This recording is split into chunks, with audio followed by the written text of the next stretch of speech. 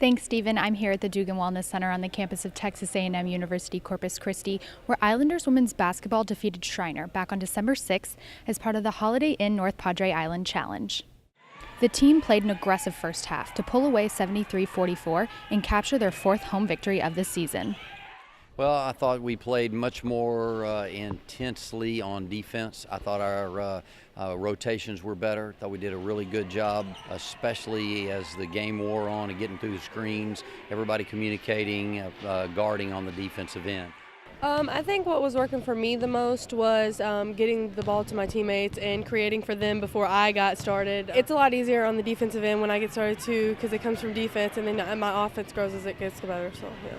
Well, I think our freshmen get better every game we play. We moved them around a little bit so that they would be looking at different positions, and sometimes that is a setback for a player. It was not for them tonight. They really flourished in their new roles. I think they just come out to play every night, and they come out with energy, and they expect an awful lot of themselves.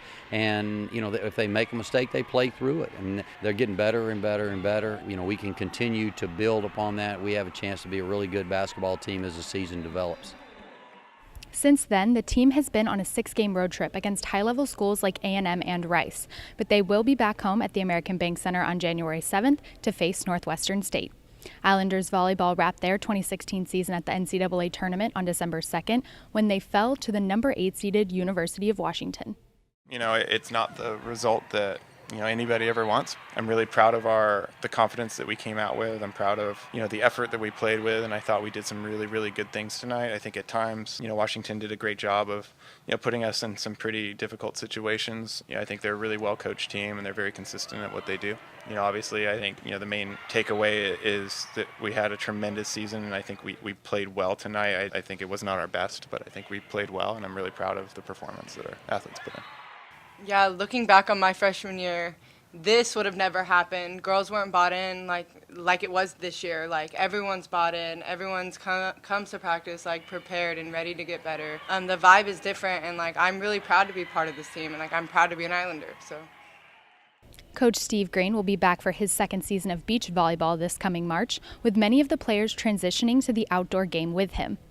Lastly, Islanders men's basketball set a program record, starting their season off 5-0. After dropping games to Cal Poly and Texas A&M on the road, the team came back to the American Bank Center with a 73-69 win over rival UTSA on December 18th.